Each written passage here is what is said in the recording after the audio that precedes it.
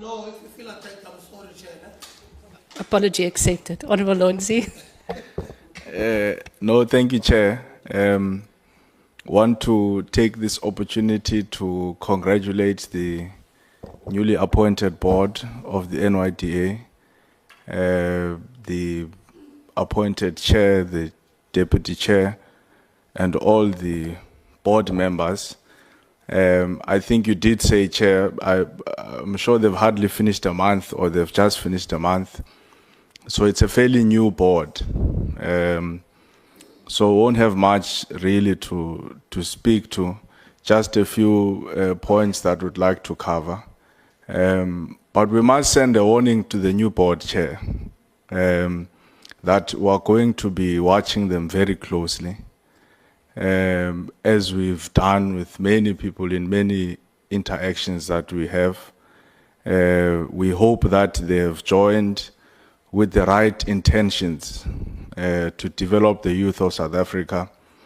And we hope that they will be able to withstand the many pressures from politically interested individuals who have in the past wanted to use the NYDA to steal money that is meant to develop young people and redirect that money towards activities of their political parties and organizations. So it's still a honeymoon phase. I hope it's going to stay like this. Even my voice is softer. So we hope that we're not going to have issues. Just to start on, I'd be very interested for especially in the executive management, be it the CEO, the CFO, the directors, to explain to me this program of the NYS, particularly how, like at an administrative level. I think a lot of young people in South Africa don't actually understand what it does, how it does it, and those who would be interested to participate, where they can actually participate. So I think I'd be interested in trying to get a greater understanding on how that works, and also how do you track the impact? Because and maybe you'll correct me if I'm wrong here. In my understanding, you get a budget from the presidency through the YES or the employment scheme or something like that, and then you appoint administrators in the form of NPOs, who must then go and recruit young people to either participate as support staff or teachers, and place them. So my question would be, I mean, how does that process work? But also, do we need the NPOs to go and recruit people to form part of this program? Or is this not something that the NYDA building internal capacity to be able to do it? Because that's where the stealing starts. We know these things. Government gives you 5,000 rand for every young person as a stipend, but because you've got this middleman, you've got this NPO whose job really is not to do anything. They then charge you a service fee of 2,000 or of 1,000. And then they give these teachers' assistants 4,000 or 3,500. And then when you try to check what is this 1,000 for that we're paying to these people, you can't really trace it. That's how they are stealing money at NSFAS. They've got 4 companies that are used to pay monies to landlords and to students. And then the question we ask them is, why don't you just pay these people directly? Because already you should have their database. I want to believe the NYDA should have a list of these odd, I think you said 40,000 or something like that, people who are currently going through the NYS. And you'll find that if you cut out the middleman, you are actually going to have access to more money so that you're able to onboard more young people. But like I said, I don't understand it, so maybe CEO, you'll take me into confidence and the many young people in South Africa. The other thing I wanted to speak to on slide 16 on your grant sectors and all of that, I don't think we must celebrate this thing that we're giving salons and car wash a lot of money. When we've actually have so many intelligent young people in South Africa who are coming up with so many innovative and modern technical ideas that are driving innovation and that are also aligned with the global standards in terms of the science and technology and how and the direction that the world is taking. Like, you can't have an NYDA that is supposed to be led by young people who are dynamic, that is celebrating that in our grants, the biggest beneficiaries is car wash and salon. I'm sure when the youth in China listen to that, we become a laughing stock. Like, really?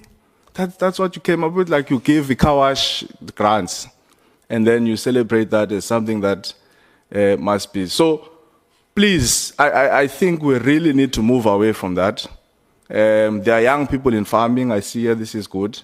There are young people in manufacturing. There are young people in construction. There are young people in engineering, young people in health, young people in tech. Let's try to move away from that archaic way of doing things, which, by the way, is also another way of stealing. Because half of these car washes that are receiving money from the NYDA are either non-operational. And I don't remember the last time I saw a young South African running a salon. You may prove me wrong. I don't remember. This morning I just came from cutting my hair. Because it was early, I had to look for a number of barbers. I can tell you now, out of the 4 or 5 that I tried to knock in, I didn't find a young South African who was cutting hair or doing hair. So even as a salon in Asfanda, really, I think it's questionable. But again, this is not for the new board.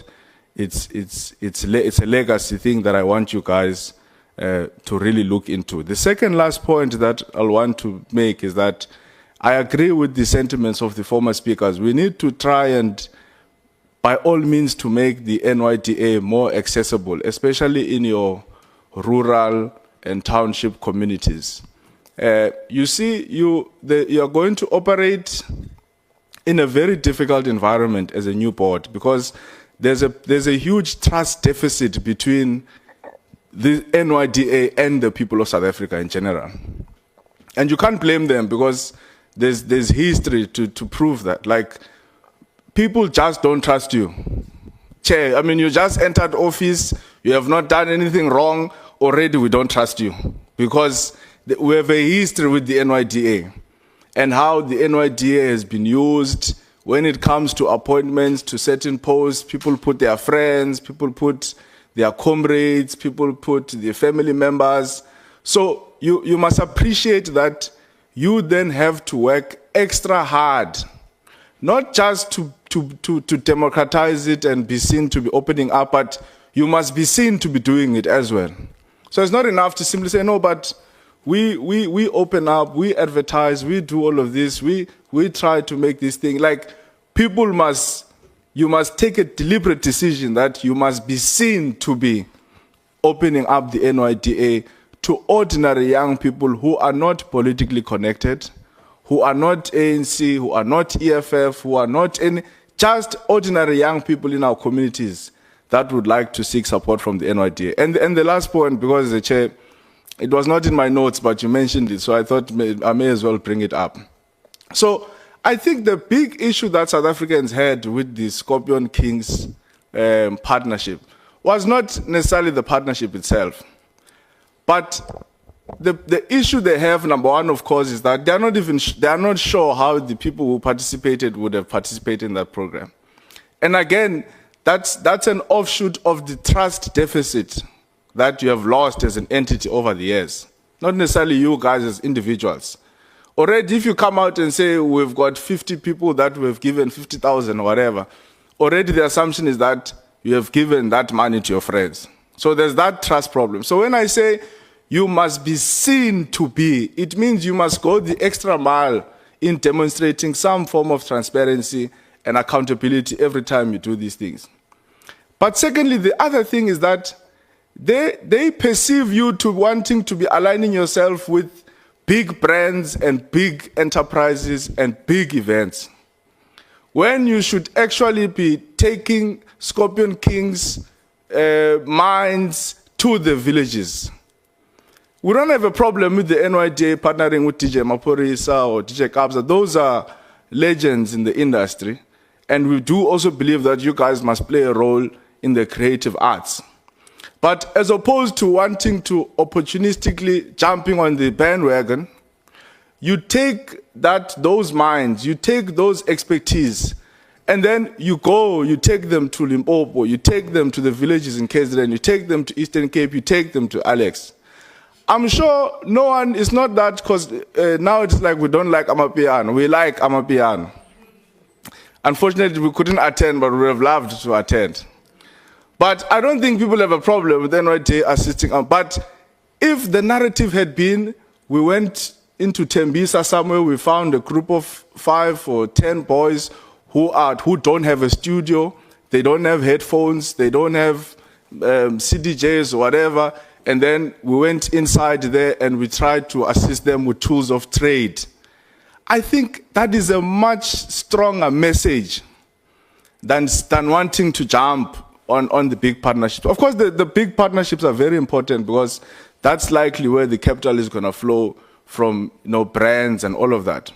But the point that we want to make, when you clarify to us, CEO, what was that about and what it entailed and how did you go about in doing it?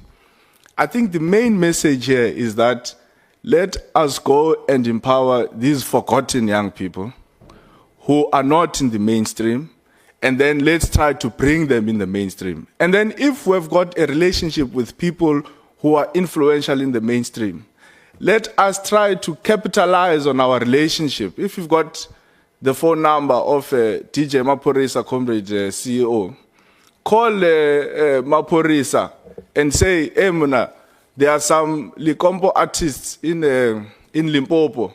They would love if you could come in and, run a workshop with them, and then we support it and all of that. As opposed to wanting to be seen to join the bandwagon because it's a big event and all of that. So I think I'll hold it there, Chair. But yeah, so please clarify that point for me. And then also the issue of the NYS. Thank you, Honourable Lonzi. I think when you clarify the point around the National Youth Service, as Honourable Lonzi had raised, we would really like to understand how many government departments, national and provincial, and entities participated in 2024-2025, because it seems like there's a lackluster participation from government, whereas there seems to be more interest from the private sector. If you can just clarify that for us. Honourable Kanyile. Thank you very much, Chairperson. I also want to take this opportunity and welcome the newly appointed board.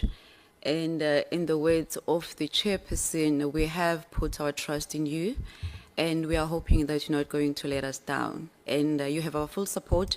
We are going to walk this road with you. With that being said, Chairperson, I welcome also the presentations. I just want to go to the slide where the agency was mentioning the success stories. They were inspiring. However, I've noticed that mostly they have only indicated the provinces where these young people may be located. In future, I'll appreciate it if we can be given the specific areas, maybe the name of the town, so that we can have an idea of where exactly you have been. I think one of the reasons I'm raising this, one of the members have mentioned the issue of the rural areas. I remember some of you all, during the interviews, you did indicate that you'll want to reach out to the rural areas and would want to see that being reflected in your presentations. And I've also noticed, I think it was yesterday or a few days ago, CEO, you launched in Soweto something called Yomo. I just want to find out if this Yomo is going to be rolled out to other provinces, to other towns as well. And what is the method of communication are you using to ensure that each and every young person within our country get to know about this initiative? The issue of mentoring was touched on as one of the issues that we have recommended as a portfolio. I just want to reiterate that I was happy with what I have seen there, but I just want to reiterate because when we went for an oversight in March in KZN, we met young people that were displaying their products. There was this one young woman who was, I think, selling, skin products. Yeah, she indicated that she has received the funding, but she's not even able to run the business. She does not even know what she's doing. So she would need more mentorship. I think more will need to be done with regards to that so that we can ensure that these young people, they run successful businesses and they're able to hire more young ones like I think it's the young lady in the Bushbuck Ridge. And I understand that you were not here in March. However, I do understand. I believe that in your filing archives, wherever, you do have a report of the oversight that we did in March. I would like to get a report on them. I don't remember the name of those young people, what the company name is. They manufacture bricks. They are based in KZN. When we go there, it looked like their business was struggling, and it also looked like they had a newly bought machine, which also looked like that machine was simply bought because we're coming for an oversight. That may not be the case, but the machine was new, and I would not have expected to see a new machine for a company that would have been funded quite some time ago. So I would like to please get a report on this one, if possibly maybe by end of September. And also in October last year, we had an outreach program in my constituency, that is Likwa in Mpumalanga. We had about 250 young people that attended. Up until this day, I do not know how many young people benefited from that program, because to be very honest with you, I would not want us to do PR when we are reaching out to young persons. I understand that we may not be able to assist all of them, but if we go into a certain area and we have an outreach program, one would expect to have a certain number of young persons that come forward and say, I have been assisted by the NYDA. With that being said, I'd also like to find out if you have a tool that you are using to monitor the backlog that you are having as an agency of young persons that have applied. The reason I am asking this question, I've had only 2 people, young people, that have come to me from Mpumalanga indicating that they have not been assisted. They've applied, I think the other one last year, the other one this year. When I sent the message to the manager in Secunda, she cited backlog as one of the reasons she has not been able to reach out to them. But I don't have any indication how big that backlog is.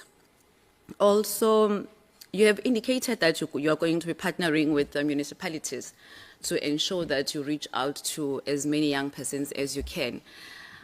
There's this question that we have been asking. I don't remember getting any answer on it. Does NYDA have mobile units, mobile trucks? If you do, can you please tell us how many mobile trucks do you have? And also, if you have a schedule that you normally would have prepared, indicating on this day, on this week, on this month, you'll be going to a particular area, I think it will be, I'll appreciate it if you can share it with us, because we have constituencies that are assigned to us as members of parliament, and we have colleagues that are in various constituencies. We can definitely share with the colleagues to ensure that we assist you in terms of spreading the message to the young persons. I just want to go back to the presentation, there was a slide that has mentioned that the agency had 22 resignations. I think this number is quite concerning. Have you maybe done maybe an investigation to find out what could be the root cause of this high number of resignations? I think this may cause some instability. Chair, in closing, I have one question with regards to the issue of the scorpion production. It's actually a request. Is it possible for the agency to finish the committee with the contractual agreement between the NYDA and the scorpion productions? Thank you very much. Thank you so much, Honourable Kanyile. Honourable Mkunu. Angibingelele sihlalo, bingelele Minister, Deputy Minister, NYDA, and honourable members. Sinbongele, sinhalalisele, ngokuthi ningenile naba ikomiti entsha. Hope ngenihluphi. Ngithi angisho le ngesizulu zenizwe ukuthi ningahluphi. Ngibonge futhi nokuthi ngibone ukuthi kwi-committee kufakwe usihlalo womuntu wesifazane. Halala ntombi.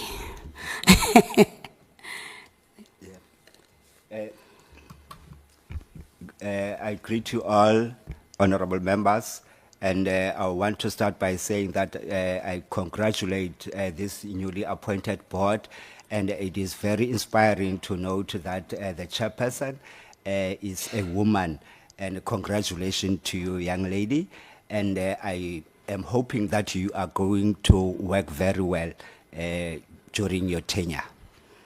Okay. Then I have just a few questions. Bengithi anginikezwe ubhuti umsebenzi kancane sengiyajika. So the questions are, what specific performance indicators are used to measure the effectiveness of NYDA programs beyond the number of beneficiaries reached? And the question number 2, it is noted that the NYDA spent millions of rands on international travel. Can you explain how these trips directly benefit young unemployed South Africans? What mechanisms are in place to monitor whether youth enterprises supported by the NYDA are sustainable and still operational after 3 years? What progress has the NYDA made to partner with universities to extend its life skills and job preparedness program? Which faculties had the NYDA made contact with in this regard, and what have been the outcomes? In terms of your branches accessibility, how many of the 9 branches are accessible? Accessible, yes. What are the cost implications and timelines for ensuring that all offices are accessible? What arrangements are in place for youth requiring a SLI at a branch?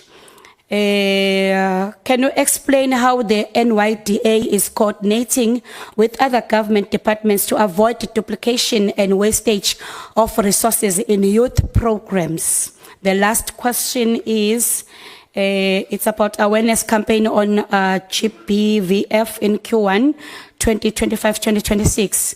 Yes, target achieved, but I would like to ask, where was the campaign implemented? What were the outcomes? How many youth participated? How is the success of the campaign determined? Who did the NYDA partner with? Will this be rolled out throughout the financial year? Thank you. Thank you very much, Honourable Mkunu. Honourable Peterson. Thank you so much, Chairperson. Greetings, everybody, my colleagues. Minister DM, welcome to the new NYDA board, and I'd like to welcome the presentation. Chairperson, I don't have many questions myself, but I would like to know what specific quantifiable targets will be set for rural youth and the youth with disabilities in the finals in the final strategies. Then one would want to know, what municipalities did the NYDA establish MOUs with in 2024-25? And are there any new municipalities in which MOUs will be established within 2025-26? Lastly, Chairperson, one would want to know, what is your plan? What is the plan of the NYDA to ensure compliance with the 3% employment equity target for the 2025-26 financial year? And what is the NYDA doing to ensure the recruitment of skilled persons with disabilities within the agency? Thank you. Thank you so much, Honourable Peterson. Dr. Leklape. Thank you, Chair, and thank you for the presentations. The Stats South Africa produced a quarterly labour force survey of April-June 2025, which shows that for those that have had no schooling, which is about 700,000 people, employment is 22%. For those that didn't finish high school, it's 20.7 million people, and 30% are unemployed. Those who finished high school, it's 14.2 million, 44% are unemployed. With tertiary education, it's 5.7 million people, and 71% are employed. Oh, sorry, these figures are for the employed, not the unemployed. 22% employed, 30%, 44%, and 71% employed, which shows that with education, your chances of being employed are much higher. If we're going to deal with unemployment, we need to see programs that concentrate where the numbers are. So my key issue is going to see what you're going to do for those that didn't finish high school, that are only 30% unemployed. Because if you can make a big difference there, you'll go towards sorting out the problem of unemployment. If you concentrate on those that have skills, those that have finished matric, that's not where the numbers lie. So I hope your programs will now be realigned with where the people are, with where the problems are concentrated, so that we can have effective programs to relieve unemployment. Related to that, I'd hope that in your plans, you'd have how you're going to get your programs to become incorporated into national structures. How you deal with the education system. When I looked at your figures, for example, grant sector, artisan 186, services 415. When we sit out there and we're looking for people to fix our plumbing at home, there are no South Africans. So you see, we seem to think that services are only in salons and car washing. But where people have jobs for life with artisans, we're not performing well. The numbers are too low. So that could be linked to the first thing that I spoke about when people live. When we grew up, there were exit points that were multiple in the education system. You'd leave at standard 6 and you'd become an artisan. You'd leave at standard 8, which would be about grade 10, and you become a primary teacher, etc. You'd leave at high school, you become a secondary school teacher, or you could go to university. Do you need to be looking at how you make the linkages with restoring those exit points? Some exit naturally, no schooling, don't finish high school, but there's no employability out there. The second issue is about, just generally, when I speak to youth in my own family, the values are different. They don't want to start, they want to arrive. So how do you deal with the value system where youth don't want to start? Everybody thinks they can be an entrepreneur and they can be a millionaire. 99% of societies are job seekers. How do we ensure that people are employable? Because when you just concentrate on entrepreneurship and everybody wants to be an entrepreneur, who's going to be buying the products? When you don't have people that are employable so that entrepreneurship can then be possible. Now, coming back to the other issues, I hope with this board you will incorporate the fact that the previous board, sign language was not official. It is now official. and would like to see how you're going to incorporate that into your programs so that that sector of people with disability is also taken care of, so that they can be communicated with, they can be provided with skills, they can be brought into the job market. Now, there's one thing that is not your fault. Your body does not represent the demography of this country. But that should not be an excuse. So you're going to have a challenge to ensure that all sectors of our society are represented by yourselves. How are you going to ensure that European South Africans are ahead, colored South Africans are ahead, South Africans of Indian descent are ahead by yourself? Because it's something that is important.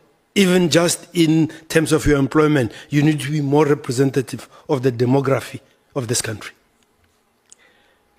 Now, going back to values, youth beat up their grandmothers. Youth rape their grandmothers and even kill them. What are you going to do about that? Youth kill their partners.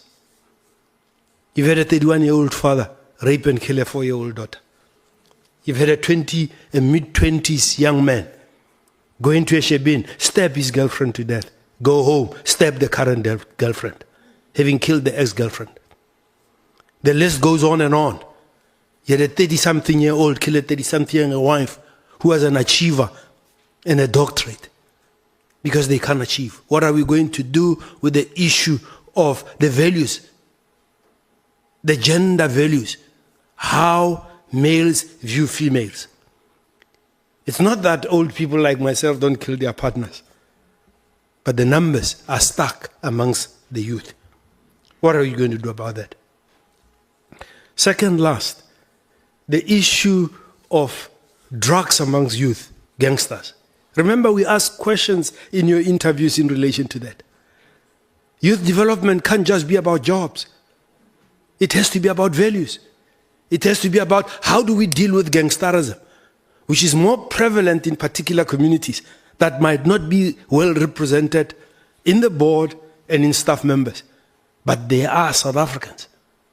What is the NYDA going to be doing around those issues? Now, looking at your reports, there seems to be some miraculous performance in the last quarter in terms of targets. I don't know where you find the energy when you've been sleeping for 3 quarters. And suddenly the numbers shoot in the last quarters. Explain that. But what I would like to see going forward is quarterly reports with year-to-date targets on a quarterly basis, so that we don't have this miracle where it's like you've been on holiday for 9 months. In the last 3 months, you behave like students that never study for 9 months and want to cram on the day of the exam. If you have a secret of how to do it, share it with all of us so that we can see it go through. So I'd like to see your programs being mainstreamed into education, because the issue of just isolated things, when we don't embed them in the education system, it's not going to work. So the things that you do have to transform the current education system that we have, where we have people with papers that are not employable. How do we make the education system produce jobs? So it can't just be sitting in your projects. There has to be a mechanism of incorporating it. Lastly, I heard you talk about you working with the monitoring and evaluation department. To my understanding, the Department of Women, Youth and People with Disability does monitoring too. So why are you being monitored elsewhere? Why are you not engaging with the department that transmits the fund to you in terms of monitoring? They are the ones that look at how all the departments are performing on the targets that are set. Charity begins at home. Unless you want to go and fund money from that other department, you must account to this department. Thank you, Chair. Thank you so much, Dr. Leklape. Before I hand over to you, Executive Chairperson, to delegate the responses, I would be interested to know, did your entire delegation fly business class to Cape Town? It's a serious question, though. Wow, but honourable members fly economy, all of them. Economy, economy, economy, economy, economy. I take it's yes. Oh, okay. Okay, and wait, I want to know, do any of you at this stage have any blue lights, bodyguards or drivers like some of the previous board members had? Thank you very much, Chairperson, for that. I can confidently say none of us have blue lights. I think that there is a policy in government that regulates on those issues. So I think none of us qualify for that. Secondly, none of us fly business class. I think we're good on that. But over and above that, the organization does have a policy, and we've been taken through that particular policy on our traveling and accommodation. Thank you very much, Chair. Okay, no, that's very good. Because we did have on our oversight, we did see somebody or people being driven and some blue lights and other things, as long as you are getting on the right track, not starting off on the wrong track. I also wanted to ask, I think I want to echo what Honourable Kanyile had said about the resignations, the 22 resignations. That is very high. Honourable members, do you want to add something? The resignations, the 22 resignations, we just want to get more clarity because it looks high, and it's either that there's then a problem internally with staff morale or other issues.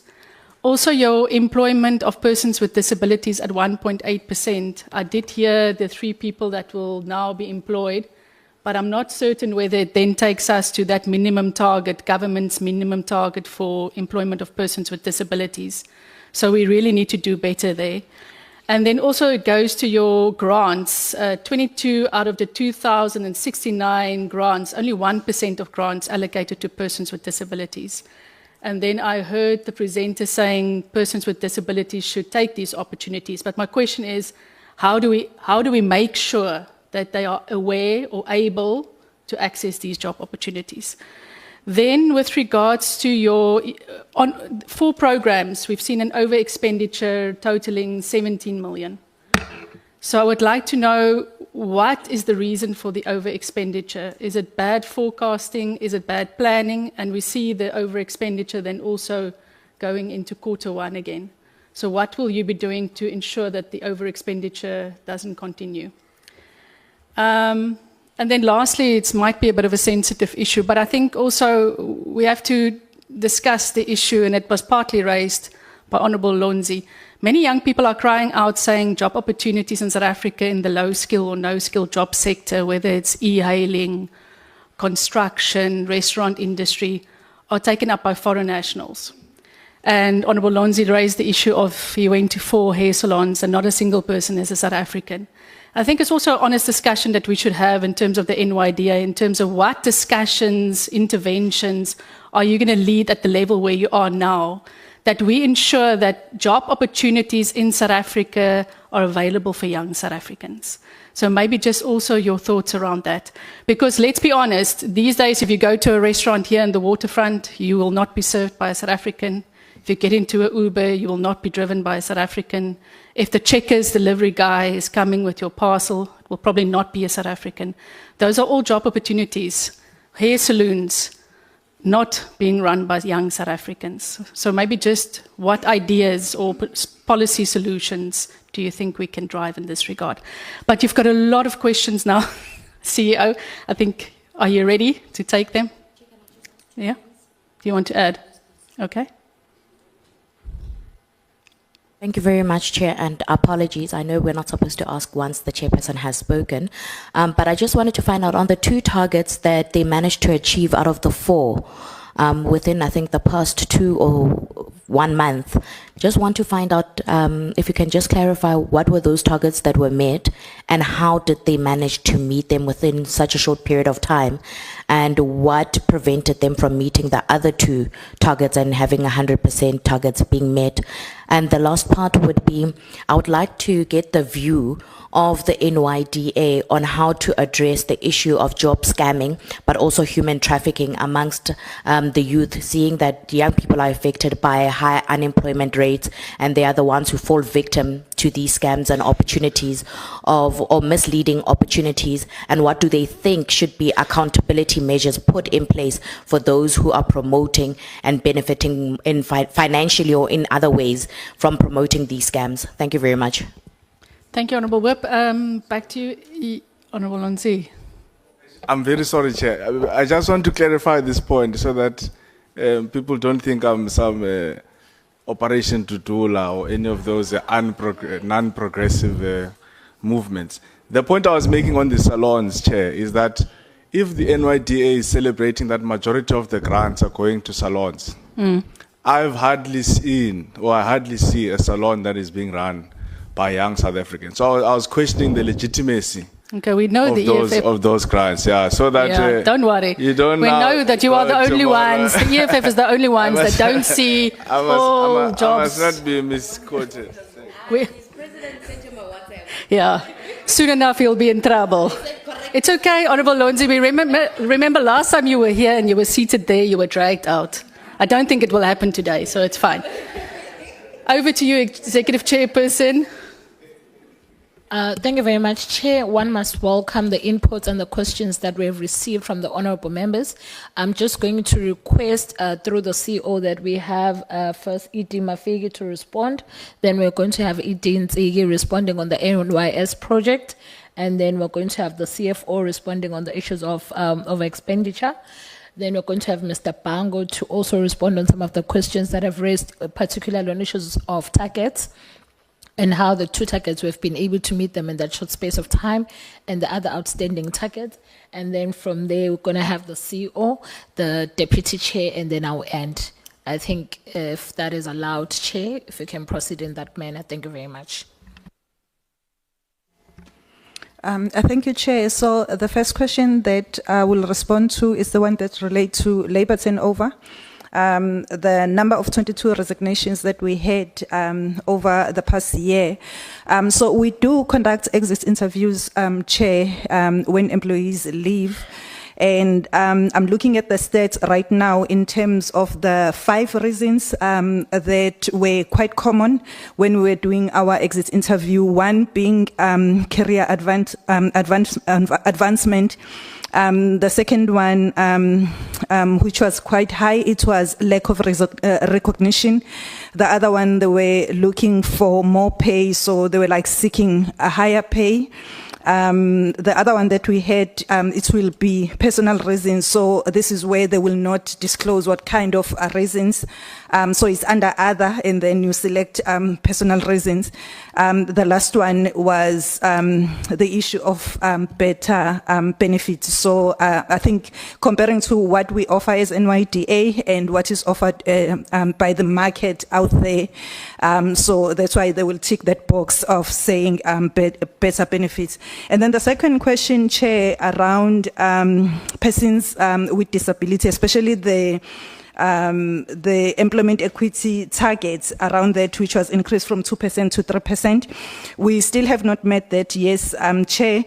We had a plan previously with the board, but with the new board, what has happened, I think DC did mention that there is a new committee that has been developed which looks for transformation and disability. And one of the requests from the committee was that it's just that we haven't met. I think the dates for the committee to meet is around October, where we will be presenting our strategy, Chair. And one of the targets was to actually increase all the resolution, in fact, from the HRR when we met during the special committee, was that we don't even set at a minimum of 3%. We need to have 4% as a target and come up with a plan on how are we going to meet that. So through you, Chair, I think we will have a proper feedback when we present that plan after we have met with the committee and submit to this committee. Thank you.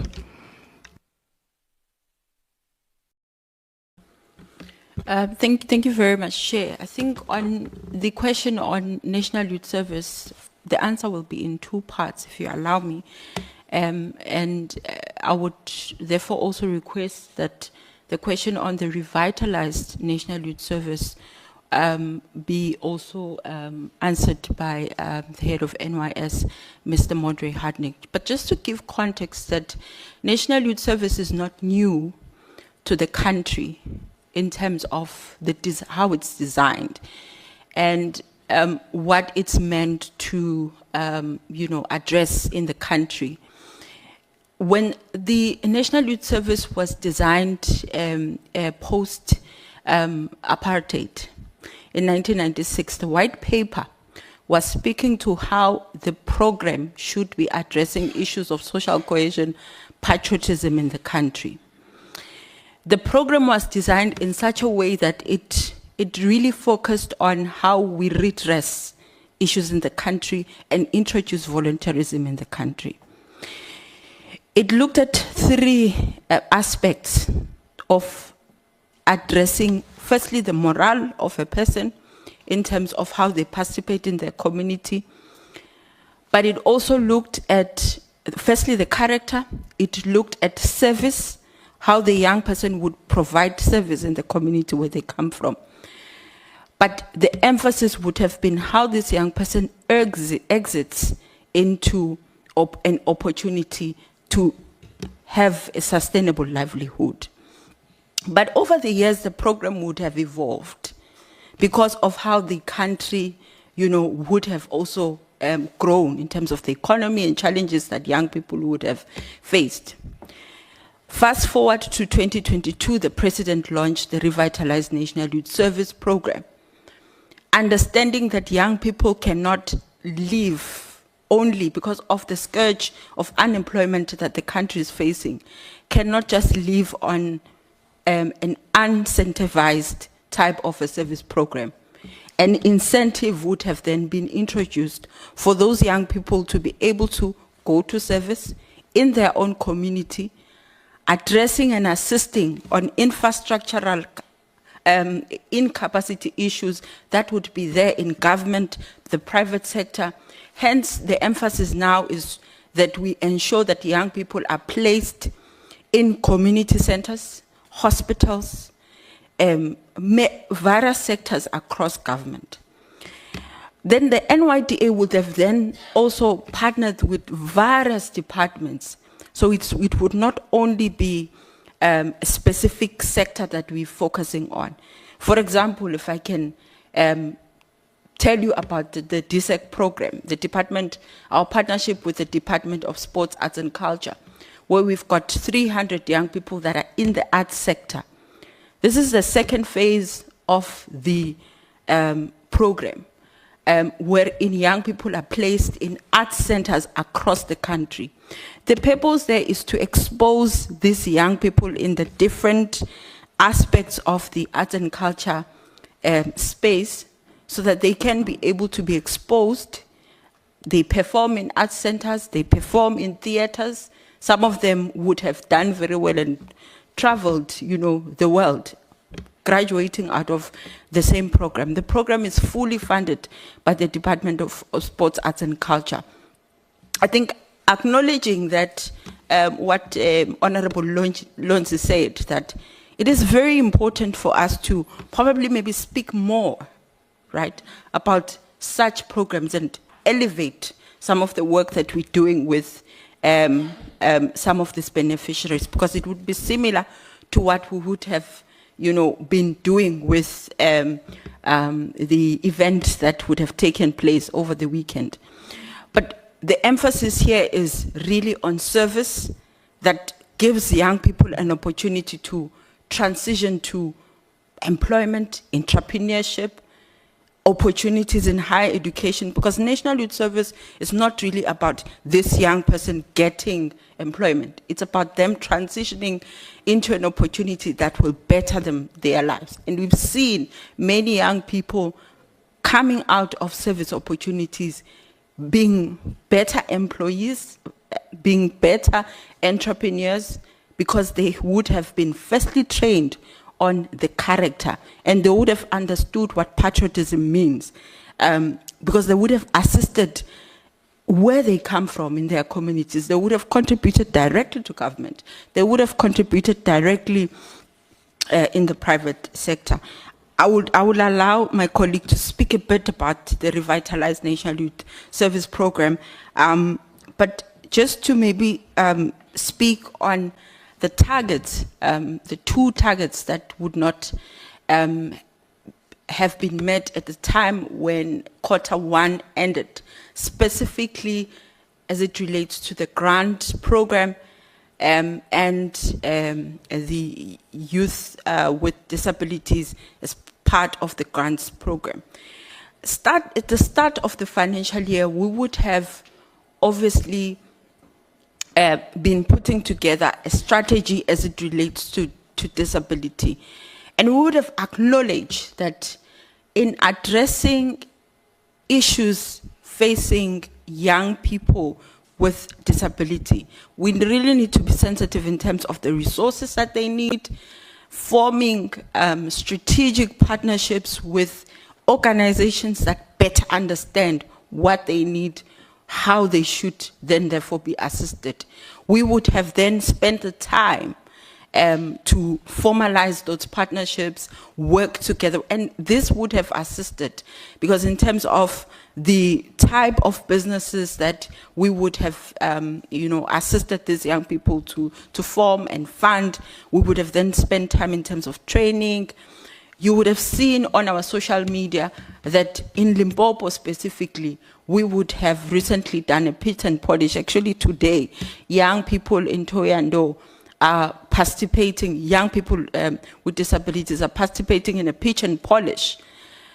It's different from how we would be doing business, as in terms of interacting and allowing young people with disabilities to apply online. So we're going to the young people, understanding their businesses, trying to really, get through the processes while ensuring that we adhere to the policies of the grant program. So those are deliberate efforts that we are taking as it relates to the youth with disabilities. One partnership that I do not want to leave out is the one with Sun Parks. Last week, we would have also awarded young people with disabilities in Mpumalanga in partnership with Sun Parks. The partnerships in the space are quite critical, and it's what we are. It's a model that we're following, and it would have contributed to us taking time in terms of that. And then therefore these targets would, I think, have a ripple.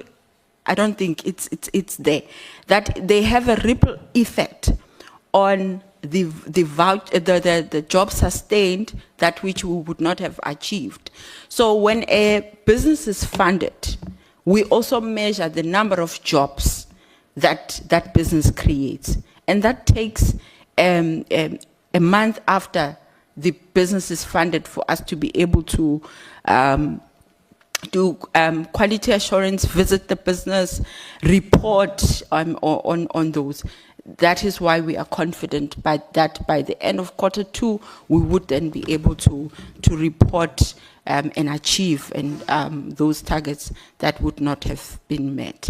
I would just request Mondre to speak a bit on the revitalized, and we'll hand over.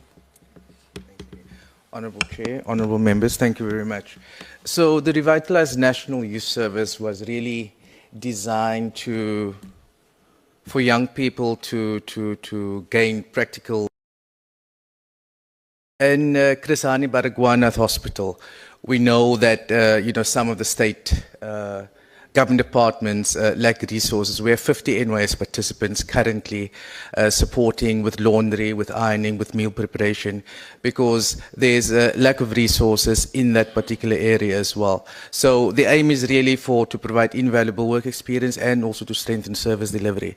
The NYS program is designed in such a way that young people only work for 16 hours a week, maximum of 64 hours a month.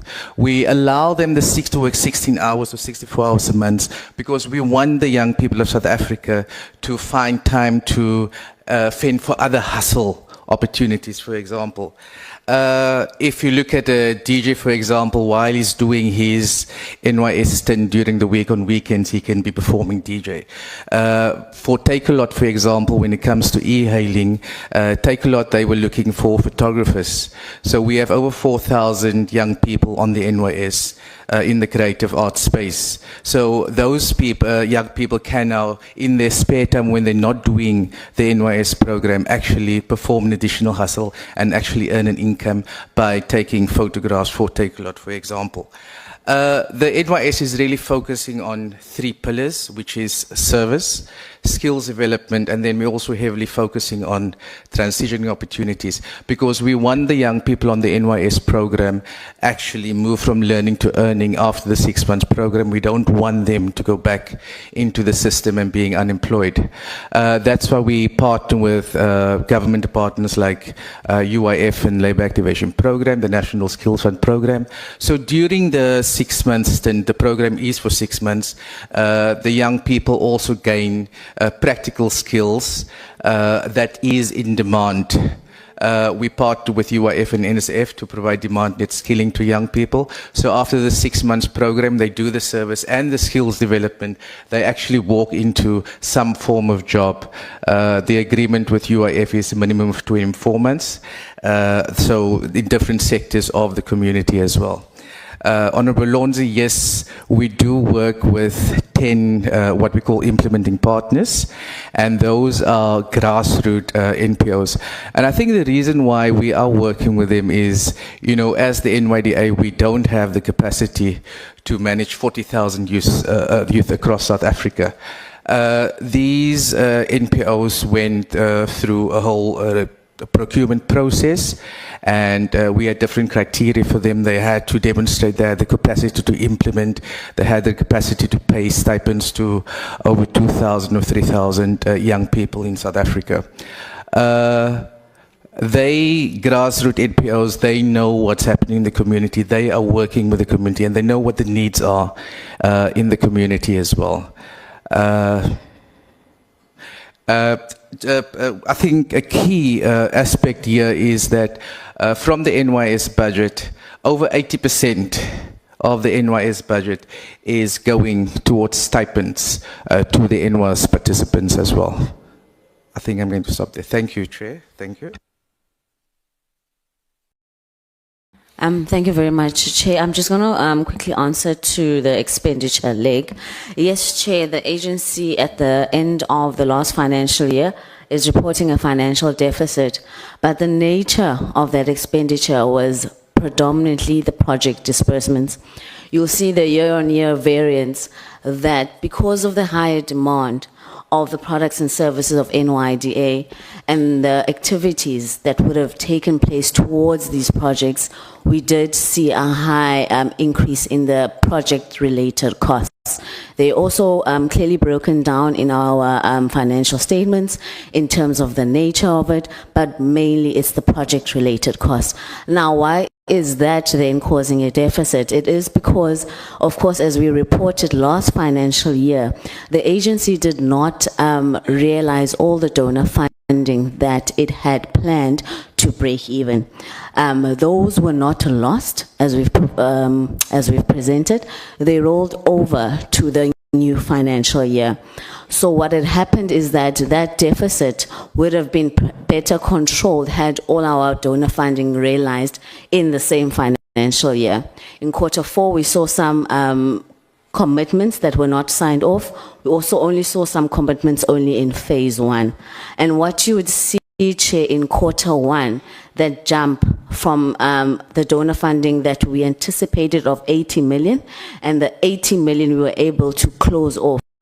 One element of it relates to the rollover of the prior financial year, and that, of course, is an effort to ensure in this financial year that we do break even as much as we can, particularly relating to the planned project-related costs. Thank you, Chair.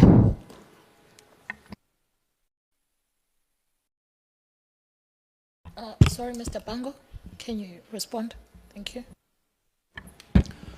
Okay, thanks, Chair. I think in terms of non-achievement of targets, I think there was a question, like how did we make it, given the fact that by the end of quarter one, which is July, we could not meet the target. But within this 1 month, all of a sudden there is that achievement. I think we also realized as management that not meeting targets, it's really not a good indication.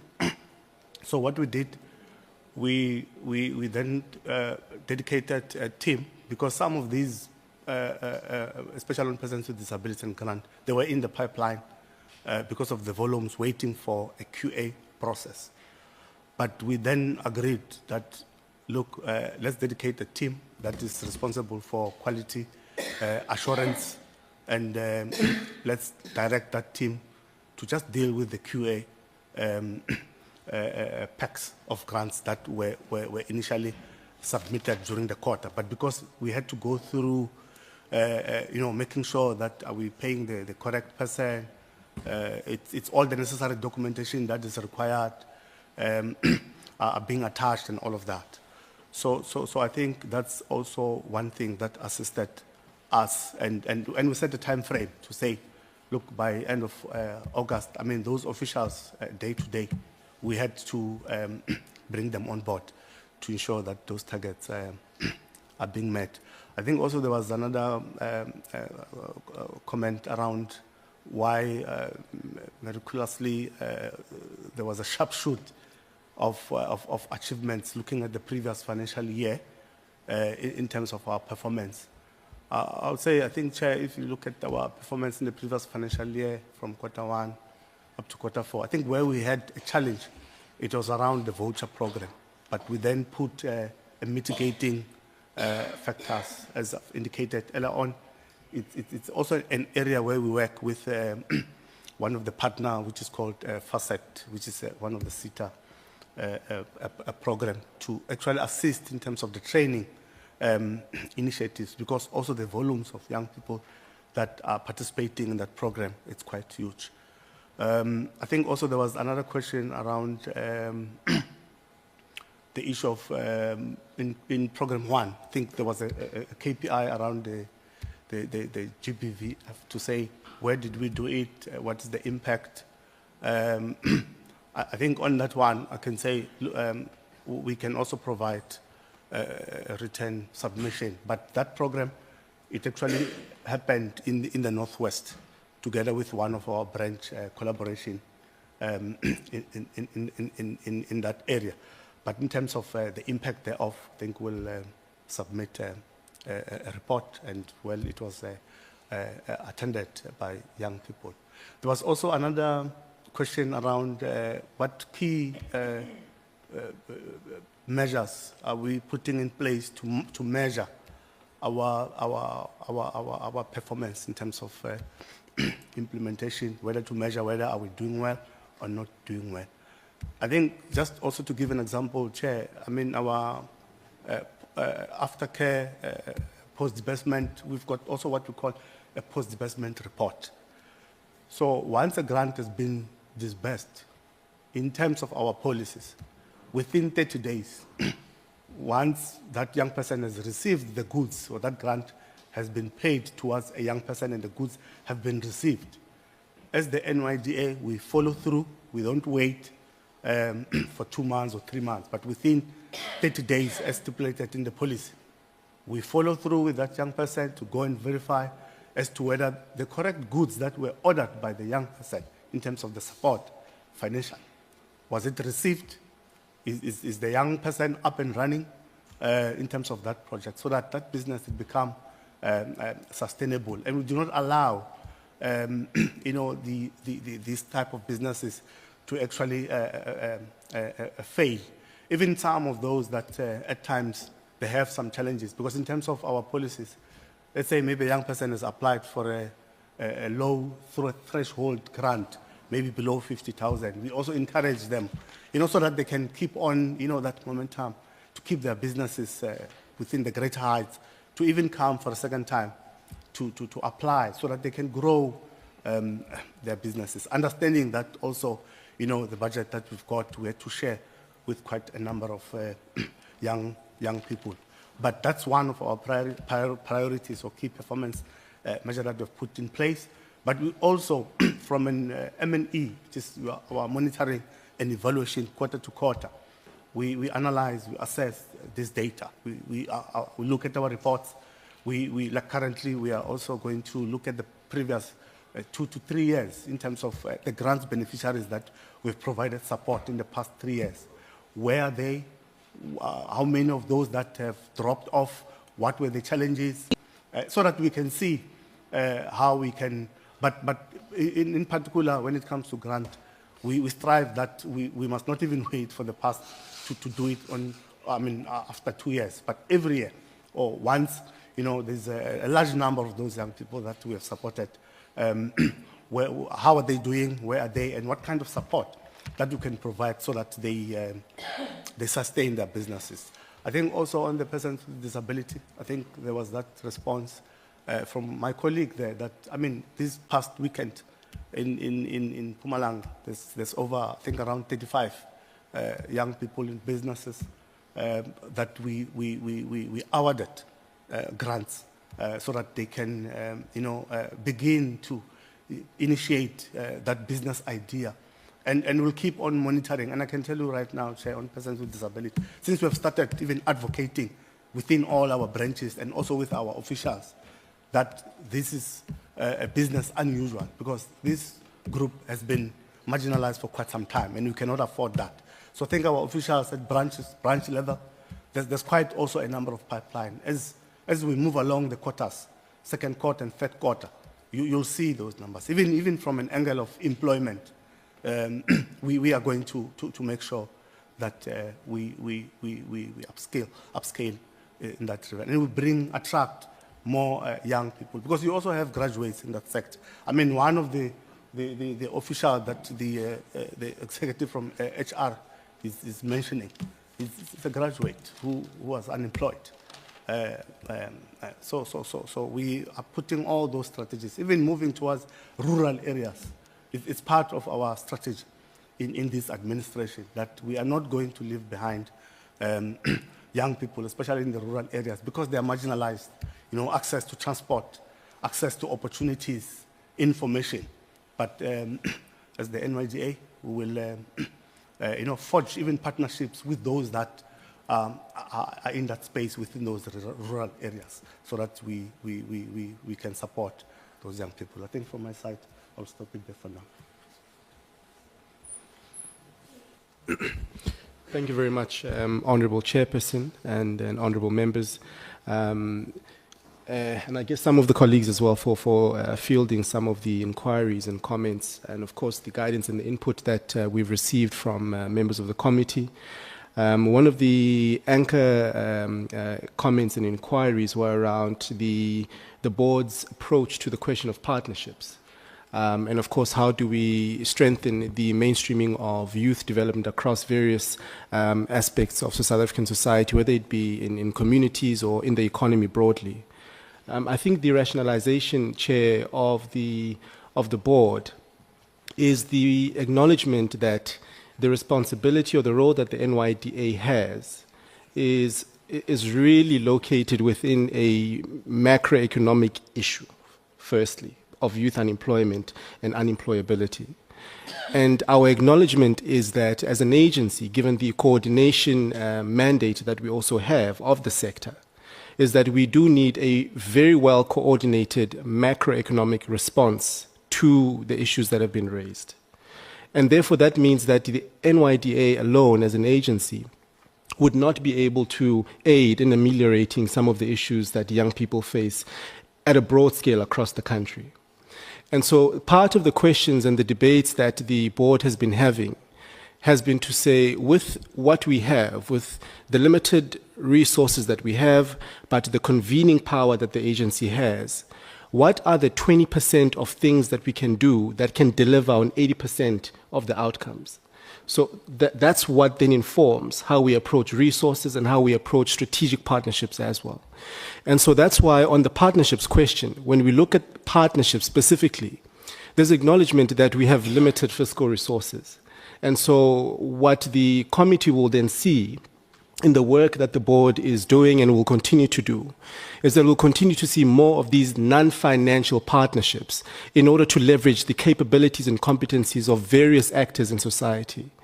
Already within the last 8 weeks and 4 weeks, we've had, I think the chair would have highlighted, engagement with the Statistician General. Because of that acknowledgement that before we move at any point, we need to be informed by evidence and not by our own assumptions about what is really happening around youth development in the country. So that engagement or cooperative engagement will be quite critical in informing, of course, the design, implementation and impact measurement of the programs of the agency and how partnerships are struck.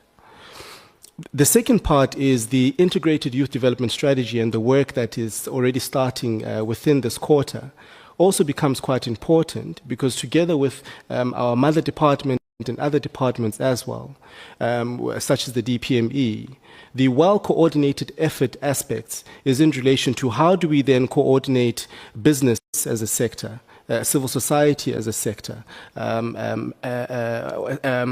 non-profit organizations as a sector, and many other work streams in a macro effort to address all of the issues that members of the committee would have raised here today. And that work is ongoing. The NYDA serves as a secretariat in that particular forum, and that is the work. Currently we have the terms of reference that have been tabled, and various actors in South African society are engaging those terms of reference so that it can be an institutionalized way of ensuring that this work is done. At a later stage, there will be certain advocacy calls that the agency will table forward across departments of expectations in coordinating these efforts around how can we coordinate both financial and non-financial resources in order to address some of these issues. And I think we look forward to that aspect of that advocacy work as well. Organizationally, when it comes to the questions that were raised around the measurements, Mr. Bang would have highlighted questions around targets and impact measurements. But we've also engaging this particular question and are driving a strategic initiative focused on business process optimization within the entity itself as it relates to the turnaround times for grant funding. One of the issues that we would have picked up already is to ask ourselves, why do we find instances where we have a number of young people that are beneficiaries of the agency, but are not necessarily coming forward to want to be ambassadors as having been beneficiaries of the agency. And one of the things we then pick up is that sometimes the process that they tend to go through tends to be a very difficult one, and therefore they would not necessarily be one to be forthcoming around having benefited from the agency.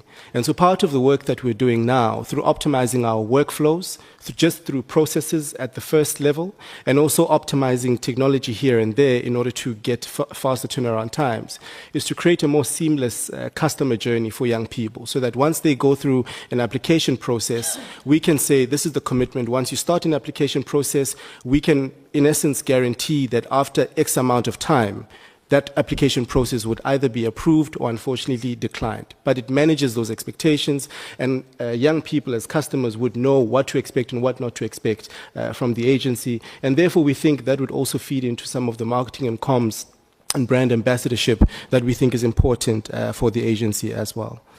This is also, I think, informed by work that we're doing in terms of the agency being able to be self-aware, of course, about its own strengths and its weaknesses, and conscious of that, and how do we then ameliorate those by leveraging, of course, innovation and being data-centric in how we do this work.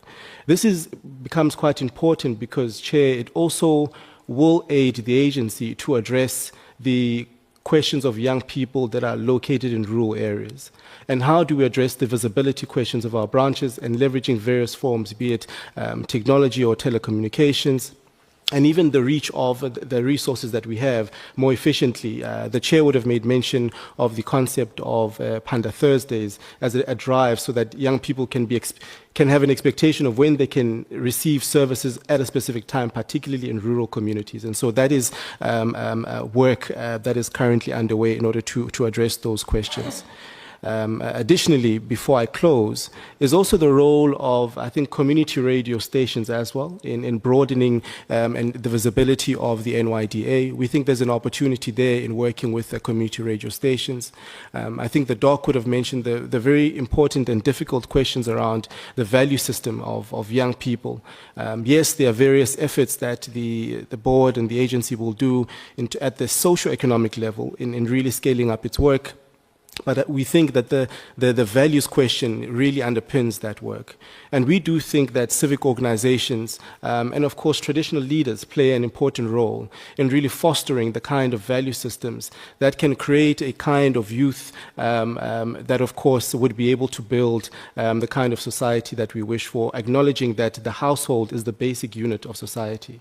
And so, Chair, that is the rationalization and the discussions and the debates that are taking place in the board right now in response to the comments and the inquiries that have been tabled by members of the committee, and then where requests for information have been requested by members of the committee, that will then be shared in writing. Thank you so much, Chair. Thanks, Chair. And I think I'm highly covered by the colleagues and some of the questions that have been raised.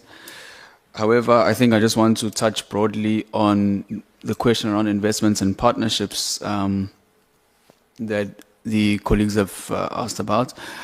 I think, Chair, but firstly, I just want to say that youth development is very broad. So the mandate that the NYDA has to develop young people across social, economic, spheres in their lives gives us an opportunity to mainstream our work across the different departments, across different sectors of the economy. And so, firstly, looking at the issue that was raised around us funding car washes, right, and service-based entrepreneurs. In as much as we agree that there's a need for us to scale up the level of investment we're making into young entrepreneurs, however, there are many young entrepreneurs who rely on those types of, businesses. They are low to semi-skilled young people. Many of them, if you're discussing young people who are neither in employment, education, or training, you then need to think of ways in which you can empower them to participate in the economy, right? And because understanding, having an appreciation that these people have not gone to a formal institution of higher learning, and therefore they still need a place in the South African economy. We're not saying we must relegate young people to those types of industries or services. However, there is a need for us to support young people who want to play in that space and who we believe are already playing in that space, but they need some form of support. However, we do fundamentally agree that we need to transform the face of ownership in the economy, and that's why there are conversations with the DTIC, with NEF and IDC. Those conversations are already ongoing to say, how can we attract resources to the NYDA to help scale up some of the businesses which are growing, which are youth-owned, but we don't have the capacity to fund. Our cap, I think, is about 250, and as we go into the strategic planning session, maybe some of the discussions will be, is 250 enough to help invest meaningfully into a youth-owned business? I don't want to preempt the outcomes of that strat plan. However, there is fundamentally a need to meaningfully fund youth entrepreneurs, and that's why we are looking at consolidating some of those funds with other stakeholders within government that allow us to make those necessary investments. So those conversations are there. And I think that then also touches on the type of investments we make and partnerships we make. I think the CEO is correct. It's kind of a blended finance model, Honorable Chauke, to say that how can we co-invest to de-risk youth-owned entrepreneurs? For example, there's a partnership we have with the Gauteng Enterprise Propeller, which is a DFI based in Gauteng, where I think we commit 250,000 Rand to each beneficiary, and Gauteng Enterprise Propeller puts in the balance. I think the most they can get is about R1 million in a blended kind of tool, which is both grants and loan. But our commitment there is what is available within our resources, and then they meet us rand for rand, or sometimes even more. That is just one example of a partnership that the NYDA has historically engaged in terms of co-investment opportunities. And now we're talking to the DMRE to say they've got small-scale mining funds, they've got the Junior Mining Inspiration Fund. How can we as NYDA come in there to support and ring-fence that funding for youth entrepreneurs in the mining sector as well as in the energy sector? Because previously, those numbers are quite low. So we also want to leverage our lobby and advocacy part of our mandate, which is to say that we have a mandate to develop young people. Where there are no resources for us to do it, we would like to lobby you as an entity responsible for this sector to prioritize youth, ring-fence financing, ring-fence some of those products specifically for youth so that we see a greater drive and transformation. So those conversations are already there, including, for example, the Department of Land. Chair was also in conversation with the Department of Public Works and Infrastructure to say where there are opportunities available to deploy, whether it's land parcels that the state owns for young people who have ideas or plans on how to develop that land, or it's buildings that the government owns. What creative solutions can we come up with to give those buildings to young people to develop and transform them into economic assets? So those are all the different types of partnerships that we are already trying to get off the ground and have thoughts around. And I think maybe it also speaks to what informs the relationship with what is now popularly known as the Scorpions King partnership, which is a non-financial kind of a relationship where you leverage our existing resources, which is the National Youth Service, to say how can young people benefit from an existing project, which is the Scorpions King concert, which I think largely is an intent for a long-term strategic partnership with stakeholders in the creative sector. To say that, I mean, if we were talking financial services, this would be possibly a partnership with a Standard Bank or an ABSA. So in the creative sector economy, the big stakeholders there are Scorpion Kings or any other big artists, right? Or Maskandi artists. So if we want to say that in the creative economy, we want young people to be supported, we want them to grow, want skills development opportunities for them, those are the people that we believe should play a role from the private sector point of view to support those young people at a level of skills development, etc., etc.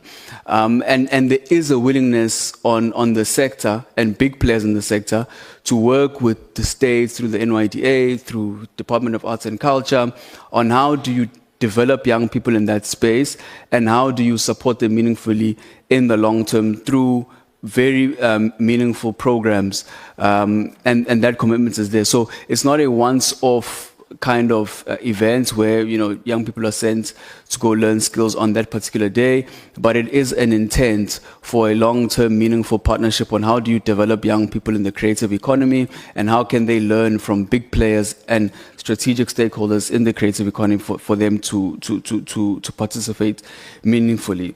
So I think I'll leave it there, Chair. And the issues around the a lack of young South Africans being reflected in the economy, I think you did caution us on playing into the political arena as the NYDA.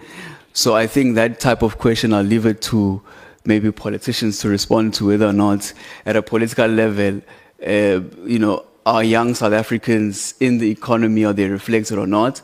And I think as the NYDA will focus on implementing the National Youth Policy as well as the Integrated Youth Development Strategy and those ideas. So I don't want to descend into the political arena for now. It's a very good answer. Thank you. Thank you, Chair. Thank you very much, Chairperson, and thank you to the team led by the CEO and the Deputy Chair on those responses that we've provided. I can say that I think majority of the questions have been responded to, but I wanted to go on the one relating to the issue of network access and the partnership that we've had with NSFAS going into the new academic year on how those particular applications are going to be undertaken and overall accessibility of network by young people. I think this is one area when we entered into the board that we raised concerns on, to say that young people, they struggle to access information based on the fact that there's no network in some areas. If you travel in some areas of KwaZulu-Natal, you'll not be accessible the entire day because there's no network in that particular area. But what we have done as an agency, we already have a partnership with MTN that we're going to be exploring in our quest to have an NYDA app that is going to be zero data rated, to ensure that young people in their different areas are able to access this app that is going to be interlinked with some services that are offered for young people. And we're going to be doing this particular drive even during this time in our partnership with NSFAS to ensure that all young people in South Africa are able to access or apply for NSFAS services. So this is one area that we have raised as the board. And then on the issue of skills, we've already met, the NYDA is a member of the Human Resource Development Council. This is where Department of Higher Education is a secretariat too. So our issues of young people that need to be upskilled, we've raised it quite sharply, and we've ensured that we assist, and we have proposed some of the practical means of training. I think the honorable member touched on issues of artisans. We've also put in place a proposal to say that we can train young people on engineering skills, on mechanics, and how we then train those young people and how we integrate them into the market. Government has a fleet of vehicles. If we go and train 100 young people to say that they are going to be trained in areas of mechanics, being able to fix vehicles and stuff, then we deploy those particular young people to be subcontracted or be service providers in government. If you have seen some of the reports from different government departments where they report on issues of fleet and how much they have spent on that regard, if that particular business is given to those young people in respective areas, then we're going to be addressing the issues of providing the particular training from the Department of Higher Education and being able to assist with the market, because it's one aspect to train. Where those young people go to is another aspect that as an agency we need to advocate and look before in different spheres. The issue of values and issues of drugs and alcohol abuse, I think it's one of the issues that we've raised in our conversations as a board, to say we want to run a campaign of young people being responsible and young people not wasting their lives drinking alcohol and being consumed in drugs, but also understanding the fact that some majority of these young people are found in those particular behaviors because they lack opportunities, they are unemployed and live in severe poverty. If you walk around in different communities, you might find young people that there are no opportunities that they have, but you might find them drinking. So those are some of the things that we want to educate young people to say, let's not drink our lives away, and bring that particular hope and different opportunities in order for them to move away from those particular behaviors. And issues of abuse overall, I think we're going to be working with Department of Social Development in some of their programs to put forward that particular message on us being a responsible generation that doesn't drink their lives away. I think on the issues of persons with disability, Mr. Bango has highlighted that, but one of the things that we found when we entered the agency was the fact that young people, particularly those that living with disability that are blind, they struggle to access our services.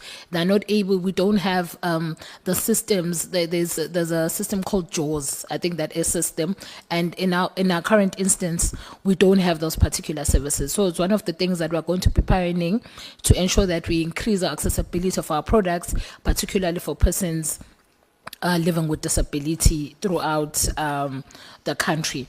And then on the issue of the NYDA mobile trucks, we're going to be entering a partnership with KwaZulu-Natal provincial government on some of the trucks that they've donated to us. So once we have that particular schedule and we have checked partnerships in other respective provinces, honorable member, we're going to be providing that particular schedule. I think the NYDA mobile trucks are going to assist us in terms of accessibility and visibility in particularly in remote areas. And then on the impact assessment of our programs, I think Honorable Member Hlengyo had touched on that. We're going to be developing that particular document that is going to be maybe doing a survey from young people that would have attended our outreach programs to get an understanding from them, to say you attended this particular program. Did you get was the session informative? Did you get any life-changing opportunities? So that our outreach programs must not only be about numbers, but they must be impact-driven. But we must also get the feedback from young people if attending this particular outreach program has any impact in terms of the work that they do. I think we have tried to cover majority of the questions that were asked by honorable members. Thank you very much, Chair. Thank you very much, Executive Chairperson. You have survived day one. You did very well. Although I'm a bit confused because I thought I'll give over to honorable members. We need to wrap up if there's anything that you wanted to, that was left out in terms of the responses, but we won't ask them to respond now. They can respond in writing. But in our last meetings, I did get an impression that they had mobile trucks. We were informed they had mobile trucks. Okay. So we need clarity on that as well, because we were of the impression that you did have some of your own mobile trucks or units. And I think we did make this on numerous occasions, a suggestion that you should be utilizing also the services of other departments like SASSA, Home Affairs, where you can also have some of your pamphlets or information readily available. But honourable members, if there was anything that was left out that you just quickly want to remind them of so that they answer in writing? Anything for you? No, I'm okay. I'm very Okay. Okay, Honourable Shabango, then the Whip, Honourable Lonzi. It's just a quick one, as we were talking about these mobile trucks, because I've seen that other departments, if you have an outreach program, they come with their working gadgets and they're able to help their community. I just wanted to check on that. If there are no trucks and on this outreach program, can they be available? Thank you. They need to partner with SASSA and Home Affairs and others. Honourable Whip. You said Honourable Lonzi, then Whip, or is it me? She likes to speak after me. Okay, it's okay, Honourable Lonzi. She wants I like to the respond friendship to today, what I say. No, Chair, I'm just going to list them. I'm not going to speak to them. The first one is that, can we get a list of all the offices of the NYDA across South Africa? And then can we get a status update on how many of them are actually functional? Because we've received countless emails with some of offices being closed. I think the one in Polokwane is dysfunctional. Some offices in the Eastern Cape as well. So can we get that list so that we can publicize it? And then we can ask young people to go there on random days to see if actually these offices are operational. The second point, I think it was covered, it was on the issue of the mobile trucks. I think we want to check that as well. On the relationship with the Scorpion Kings, I think what maybe the board can do to clarify this aspect, and then you can do this in writing. When you do write to us, explain the part of non-financial, non-transactional or non-financial relationship that you're talking about. Because like I said, that's really the doubt that people are having here, that you went there and you spent 100 million and then you were in the VIP and all of that. So please clarify that aspect in writing. I think Honorable Kanyele also raised that. And then on the NYS, I'm still not persuaded on the actual jobs of these so-called implementing partners. I view them as middlemen. And I'd be interested to know, Chair, how much they actually take for the actual service.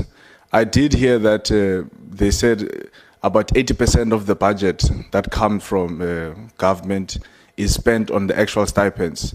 And then I think 20% is spent on services. But it also depends on nominally how much that budget is. Because if it's 100 million rands, and then you are spending 20% of 100 million on NPOs and all of that. So please also clarify that. I think that is, sorry, Chair, lastly, and how much do you spend on each of the offices?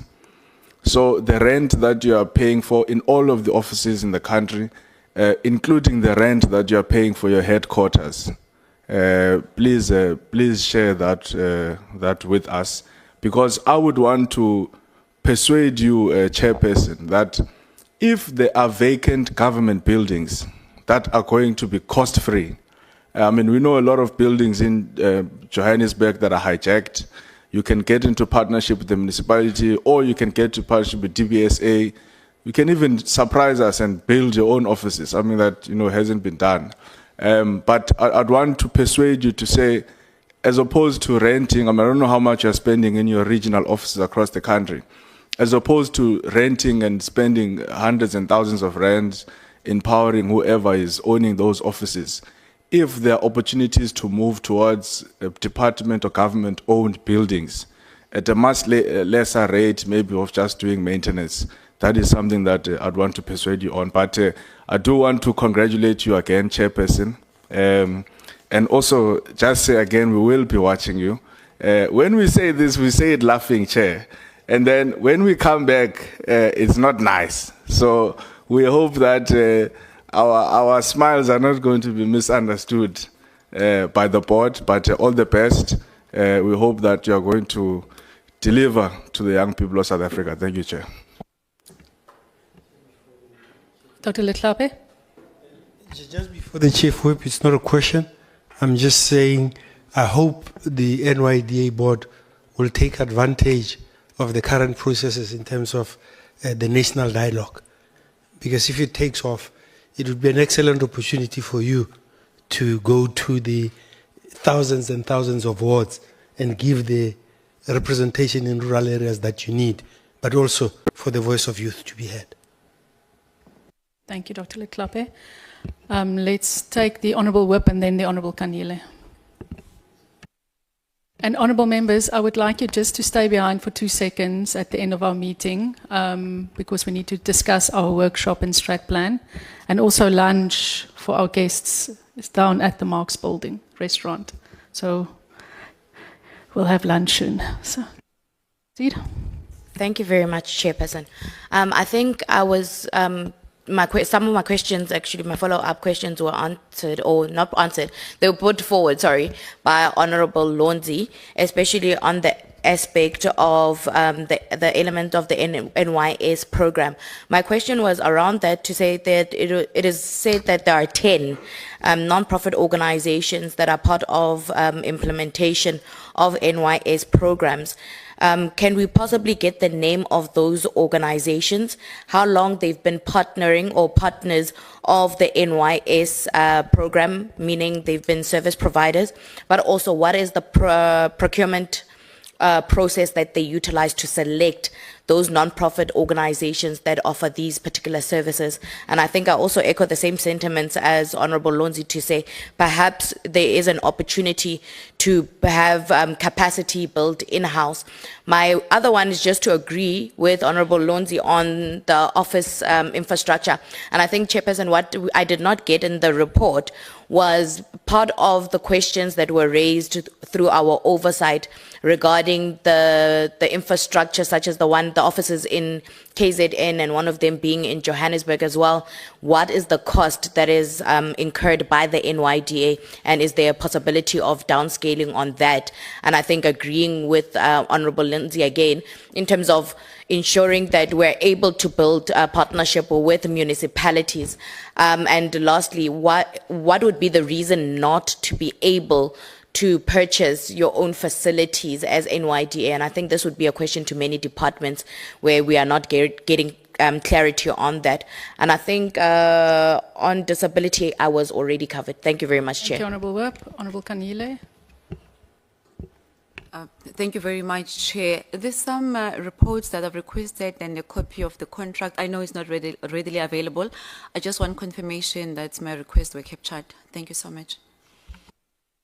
Yes, we want those reports submitted. Minister, Deputy Minister, your closing remarks.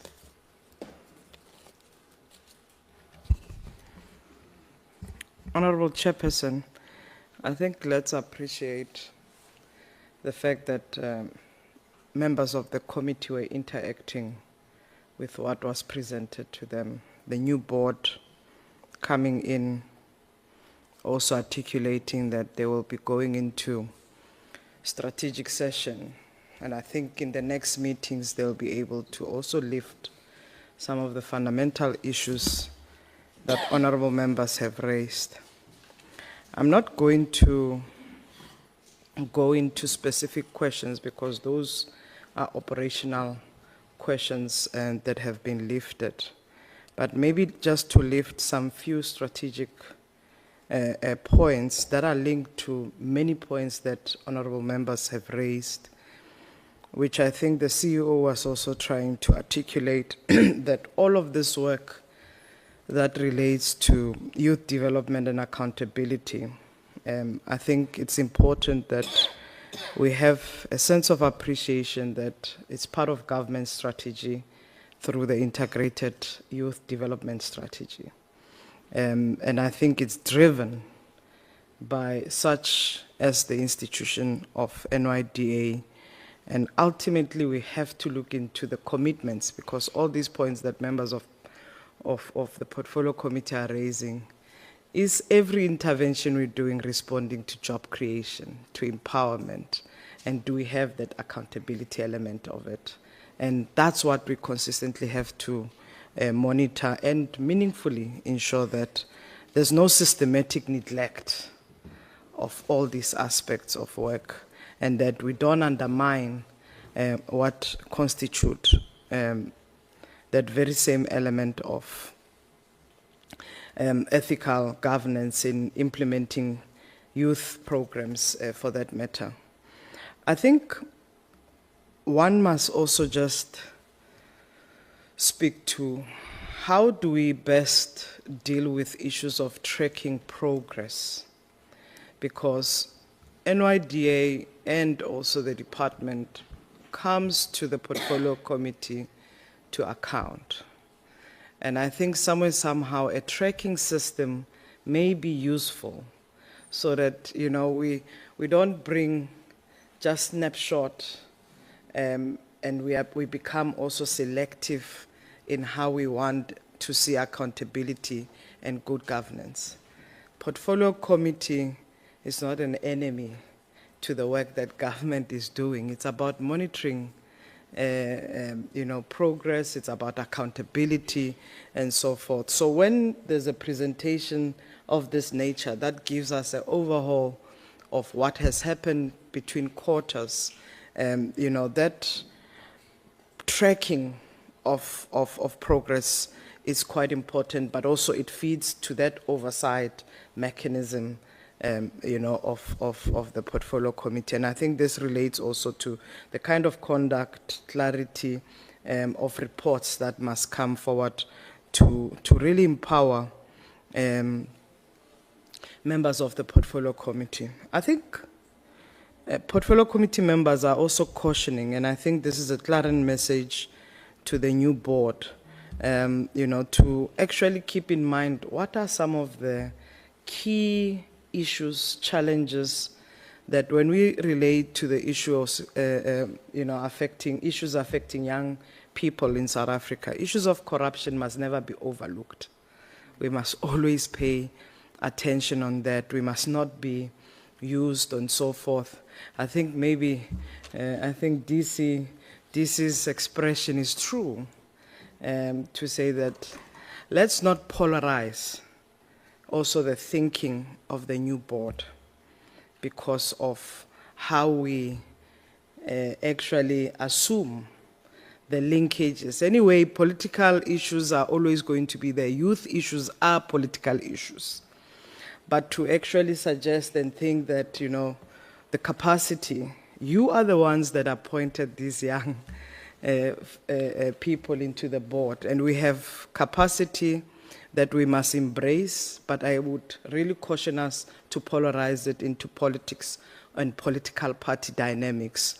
I think we must actually take this as the first meeting that speaks about how best are we going to make sure that NYDA delivers on its mandate. We guard against the challenge. So I think it's what the message is. Let's guard against it, but I also would want to caution that let's not polarize it in the manner that may actually remove attention to detail. But some of the other issues, really, it's what should go into the solutions. And I think I want to sponsor four points that we as a department are aware of and we are taking into consideration. We want to see an agency that is linked to our department that delivers the ethical and good governance. That's part of our government's priority. In our midterm development plan, delivering an ethical and capable state is what we have committed in the 7th administration. So we expect agencies like NYDA to deliver the same level of standard, that we foster integrity, we foster transparency and accountability, and that is crucial. What members of portfolio committee has raised is those elements that we have to deal with. We want youth leadership that is also capable to demonstrate that.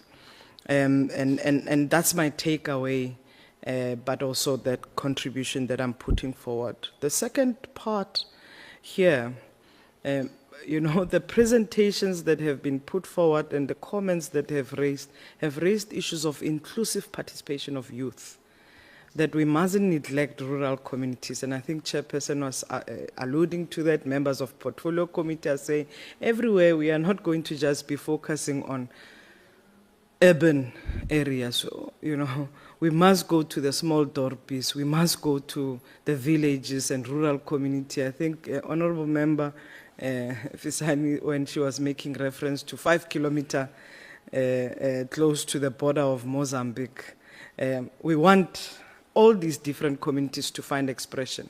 And if we've got 43 offices, as Honorable Lonzi was saying, show us so that we just also are able to determine accessibility of those offices, additionally functionality of those offices. And I think it's quite important because we must realize inclusive, meaningful participation of youth in these spaces. The third issue, you know, that for me is quite key in our monitoring, Honorable Chair, is the issue of scaling approach. But we can only scale what works, because what doesn't work, we must learn lessons from that. And scaling, that means that we have to prove that this works. And currently our economy, which is growing at 0.6%, it's growing at a very snail pace. But this economy is not going to grow itself. It needs young people to be equipped. And I will possibly even hold a different posture around not still investing in informal economy.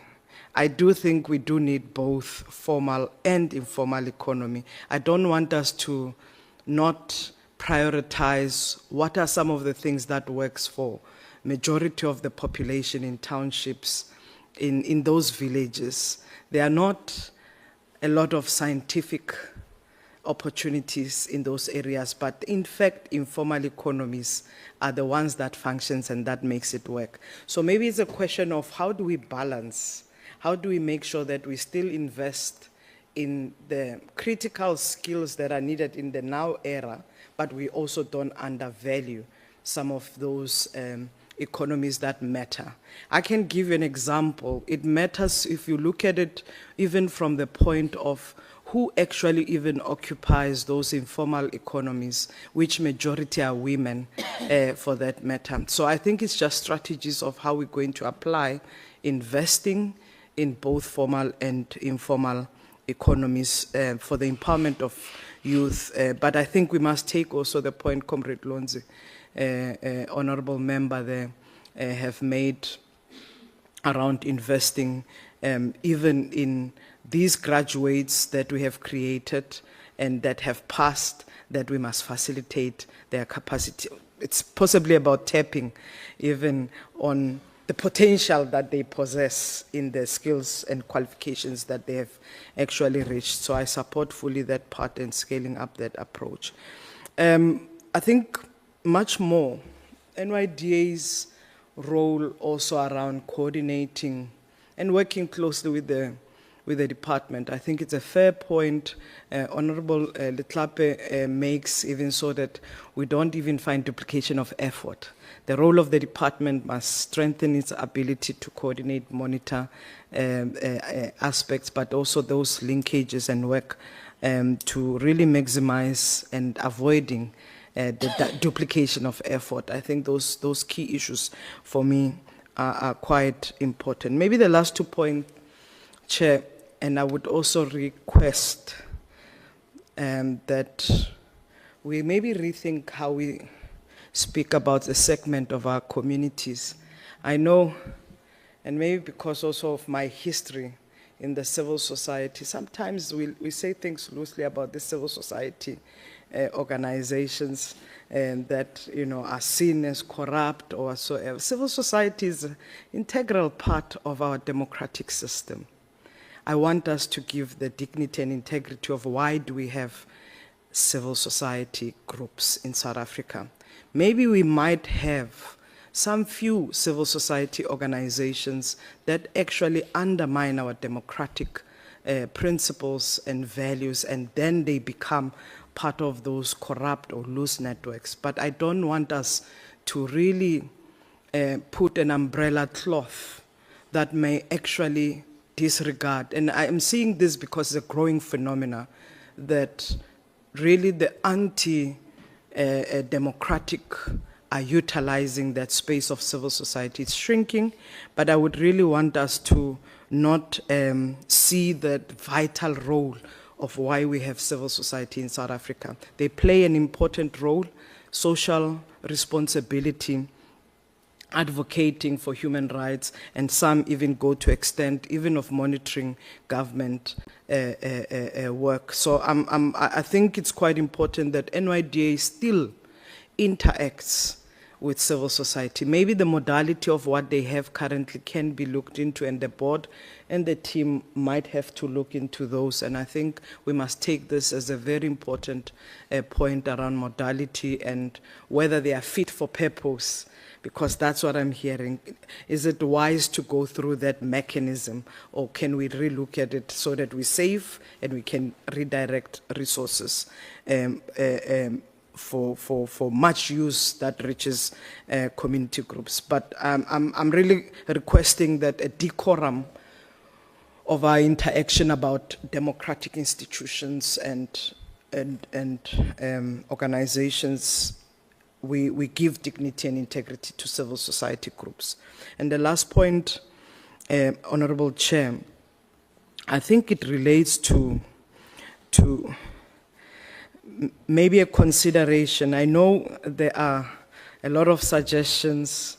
NYDA itself will have things that they can advance, but they will also have things that they cannot advance given our own policies and legislations.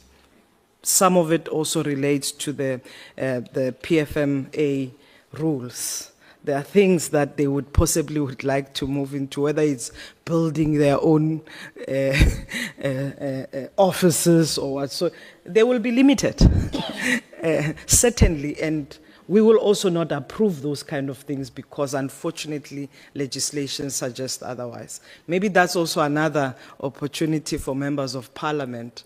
When some of these acts, some of these bills are brought forward, we have to look at what are the flexibilities that we can use to help state, to make use of the right kind of things or legislations that are progressive and that also ensures that we can move effectively. In fact, much more of the work is blocked by the kind of legislations we have that limits us. So I just thought I must raise this, but express sincere appreciation to the views of honorable members, the presentation by the new board. Yes, indeed, they've got a month long. The CEO is 2 months long, but they still came to the platform to account. I agree, members, that honestly this is a platform must never be taken as a platform of attack. It's a platform of accountability. So when members, honorable members, come with their views, it's not coming from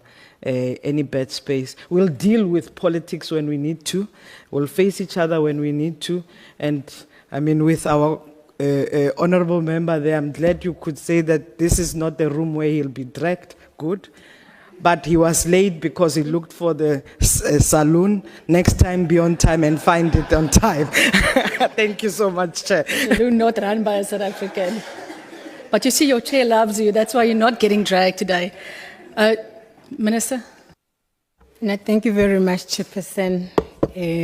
Honorable members, let me also welcome the engagement that has taken place here today and probably appreciate the fact that members were really smiling towards the board because they are actually new indeed, but they had to come and present the work that they did not perform themselves, but they are accountable for it, even if it's not them. Chairperson, just maybe on the issue of unverified foreign job offers, we did issue a statement as a department warning there would be young people who might actually be led by these mafias to actually apply and find themselves being victims of human trafficking and human trafficking syndicates. So we did, but also the GCIS has actually issued sort of a criteria for young people to look into when there are such offers, together with the Department of DERCO. They've also done the same. Ours is that don't take things for granted. Don't find yourself leaving South Africa not knowing as to who is inviting you to that country. There are missions in South Africa for all these countries, but also in those countries, if you are outside of South Africa already, are frustrated, look for South Africa's mission. They can actually help you. We did write to the Speaker requesting a plot for a statement on this matter.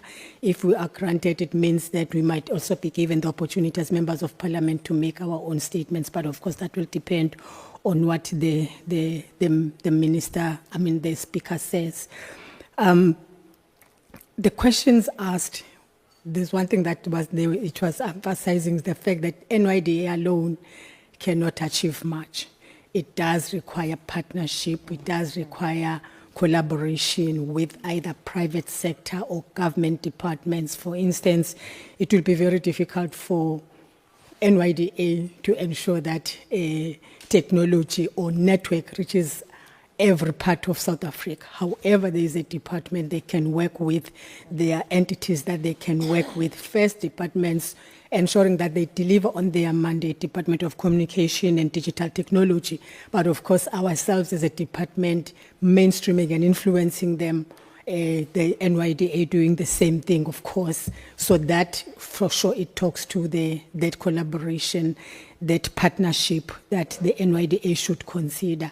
They've attended quite a number of them within this very short space. Private sector, all of them, Chairperson, they do have something that they are doing about youth empowerment. Almost all of them, whether you speak retailers, whether you speak financial institutions, they've got some work. But what we think is missing is the coordination of that work. It's very possible that it will be this bank empowering Cindy Chikunga and another one, Cindy Chikunga and another one, and therefore they count Cindy Chikunga 5 times, it's Cindy Chikunga alone, but appearing in 5 branches.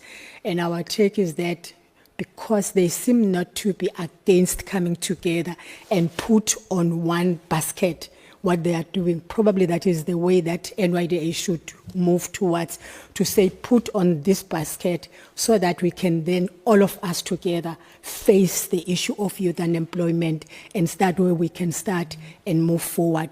That they seem to be amenable to with the engagement that we have had with them, and of course working together with the NYDA, we believe it can be done. That also talks to departments like the Chairperson was indicating.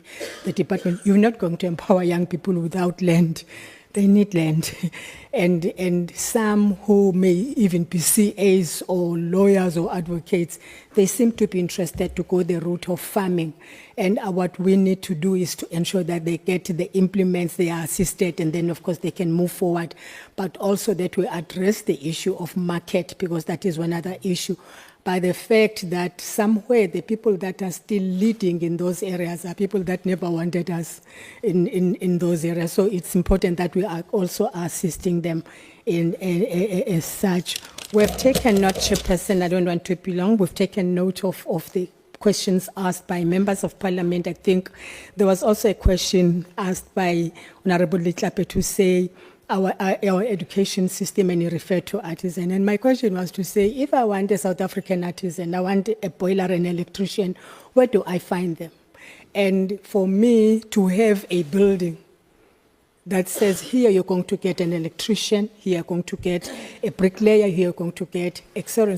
So you know that in this town, in this area, if I want a bricklayer, this is where I go.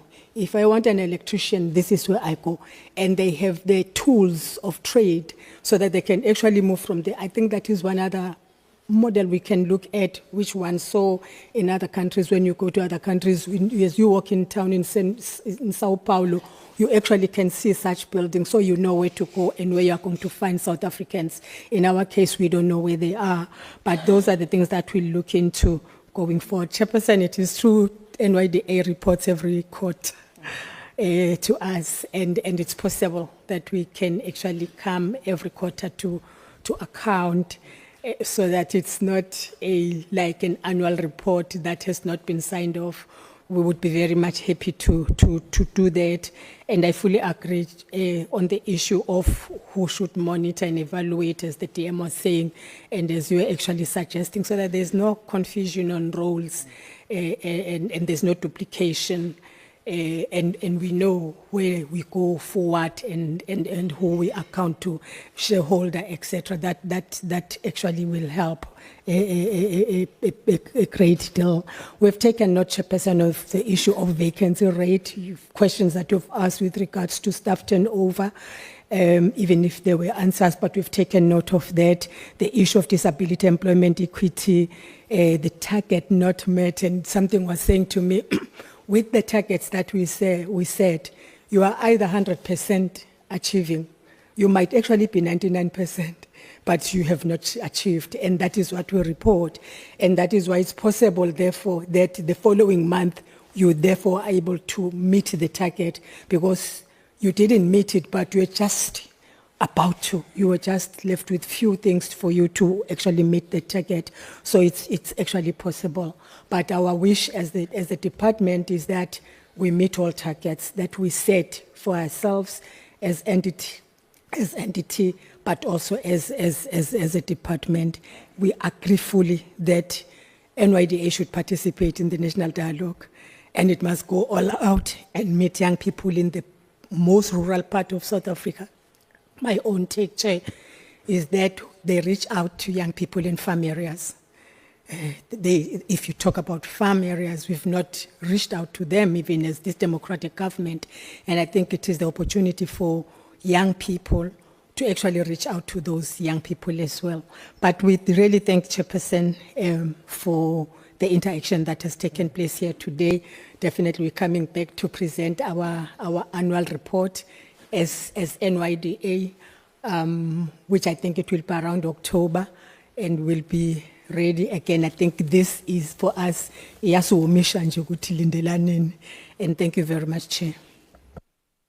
Thank you so much, Honourable Minister. We recently had a meeting with, what was it, Honourable MEC for Social Development of Gauteng, who complained about our long meetings, and I can see some of the faces there are also complaining now about this long meeting. But that having been said, I want to thank all of you for your time. CEO, maybe just to summarize some of the information that is still required. I think the quarterly reports, if you can submit those to us a month after the due date or reporting date, even though we haven't scheduled a meeting with you, if those can be submitted to us, please.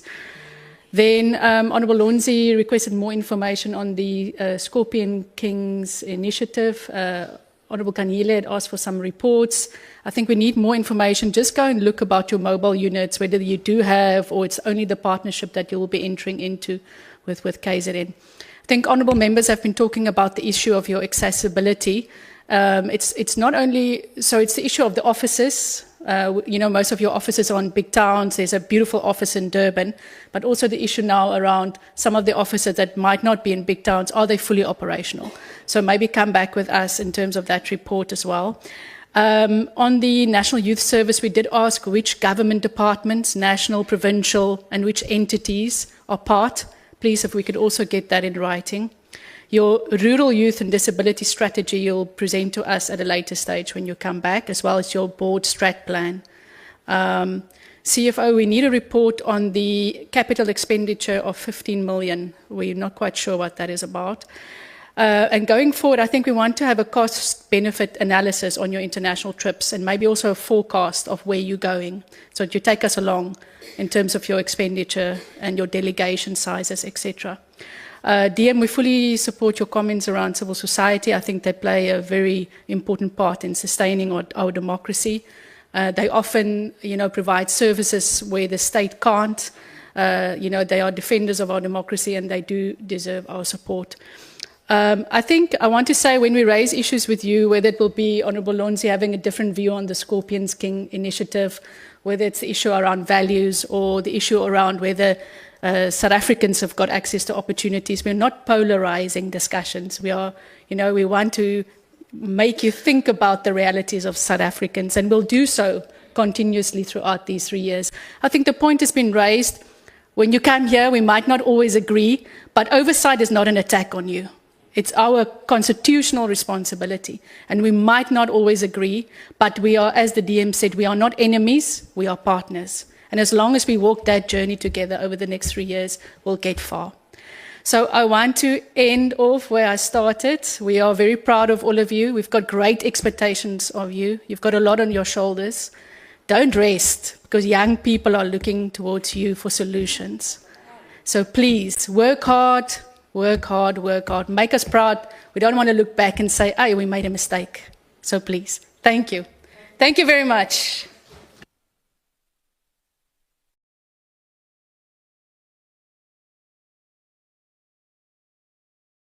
Run for the lunch before it closes. No, wait, colleagues. Just 1 second.